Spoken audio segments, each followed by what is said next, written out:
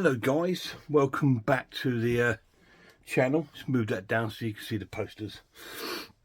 Another review now. It's another Giallo film and it's called A Blade in the Dark. Quite a well-known Giallo film.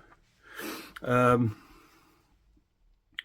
a very good one in my honest opinion.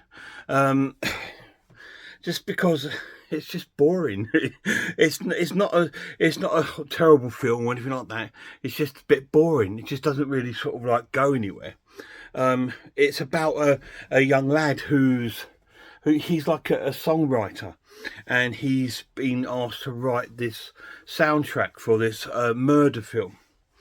And he's gone to, and he's hired out this like apartment, really nice sort of a big large sort of like a apartment, or sort of almost like a bungalow if you like, and he's sort of like living in there composing music. And along the way he meets a few characters. He meets his neighbour. She comes in, who's quite sexually charged and fancies him straight away, but she gets killed off by our killer. So there's a killer as well.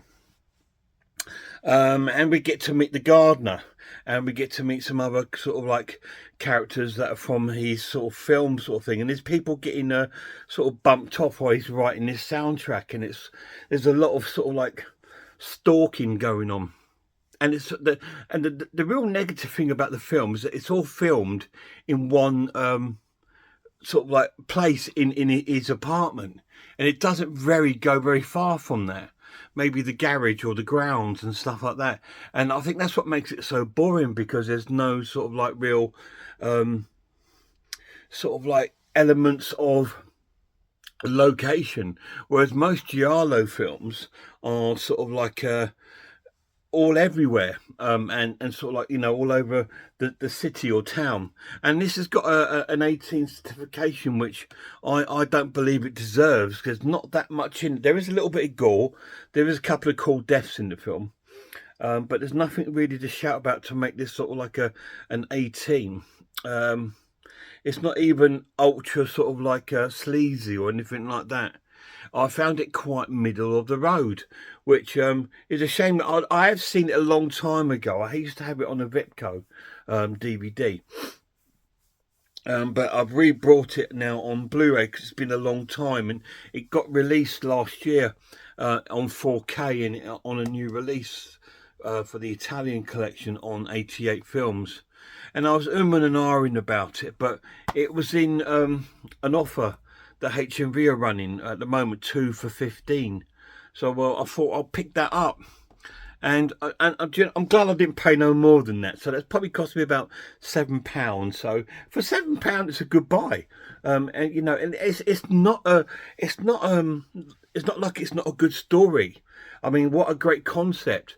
You know, a soundtrack writer being stalked. But I just think I would like to have seen it a bit more. Venture out from his apartment, and not so obvious, because I saw when the killer, when I saw him, the character who's the killer, when I saw them on the screen, as soon as I saw them, I thought, that's the killer. You know what I mean? And I stuck with me all throughout the whole film, and I was right. And it was, and it's just like, oh, you know, that's a disappointment, because most Giallos leave you with a sort of a kind of like who's done it. This one didn't leave a lot of predicting really, but it's still, there were some good elements in there. There were some quite good kills, like I said, and some gore, and it's filmed quite well. It's filmed in a really sort of cool way. We would get lots of sort of like stalking sort of first person cameras from outside looking in the window at our guy, but it just lacked that sort of excitement. You know, I did drop off for about 10 minutes or 15 minutes during the film. I woke up and felt like I hadn't missed nothing. You know, he was still there writing the same silly song. The music is okay in it. The song is a bit monotonous in it, because it's just the same song that he's writing over and over again, playing over and over again. And he's not the most likable characters, I think, either. You know, I was just thinking, you know, it's badly sort of, the script was pretty poor, you know. and stuff like that. And there was a couple of funny lines in there, sort of cheap, sleazy lines, which I liked and made me giggle. But I was a bit disappointed by it because, you know, I love these sort of films. And it's hard to really put this in as a giallo, actually. It's probably just more of an Italian sort of horror film with giallo elements.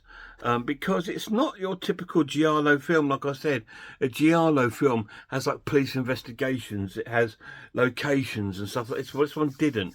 It was more of like a sort of home invasion sort of film, but it was all right. You know, it had some good elements in it, but it's just boring.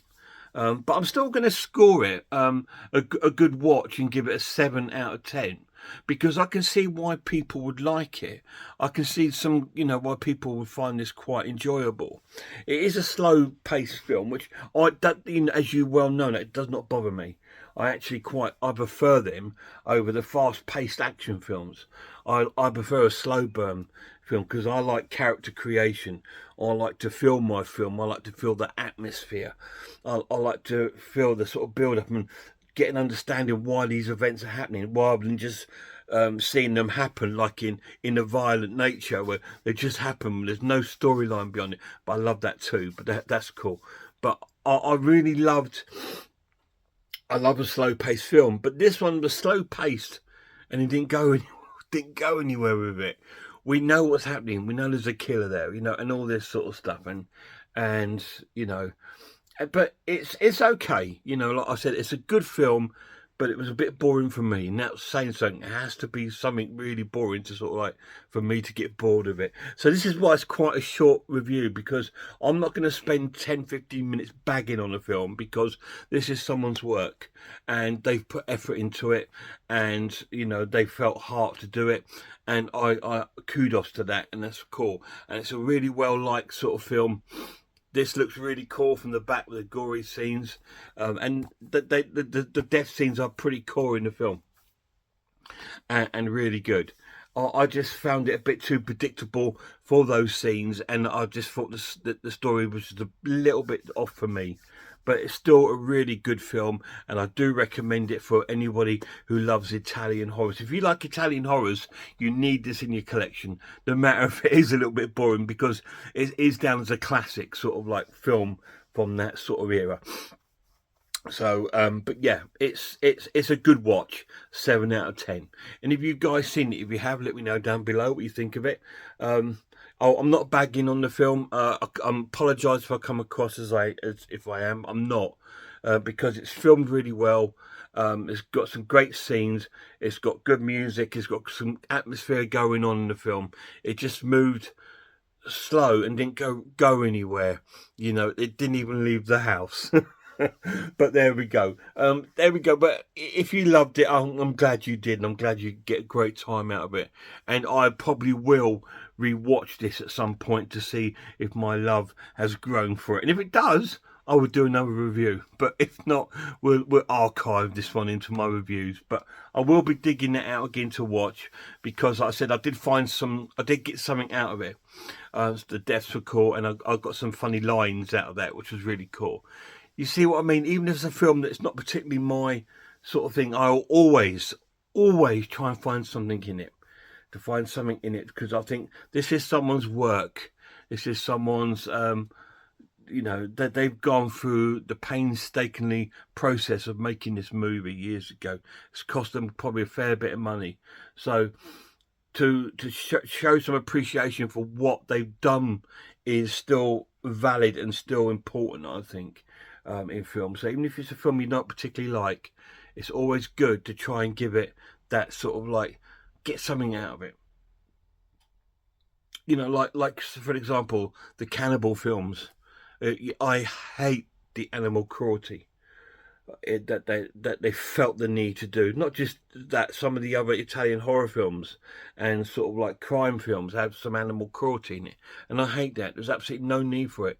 But I still get some things out of the film that were good, you know, and I think that's what you need to do. So if you find a film boring, try and have a look at it again to think, oh, maybe I could enjoy something else out of that. Maybe I'm looking at this the wrong way. What did I like about it?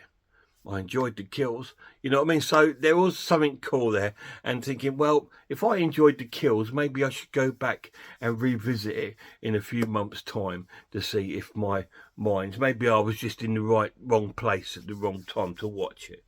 But I've watched it and it was good. Until my next review, I think next week, guys, I've got it's my winter folk horror week. I try to do 1 week a year of folk horror films, so check that out if you get a chance. There's some unusual films in that one, so it's quite cool to try and catch that if you like folk horror. Until then, please check out some other channels. Check out Horror Hands, Horror Geek, Man v Film, Irish Design, Pizzawell, The Maniac, I Am the Ice Lord, Cat Watches Horror Movies, Grumpy Andrew's Haunted House, and a massive shout out to my lad. Until next time, look after yourselves, look after one another, and I really hope I see you all soon.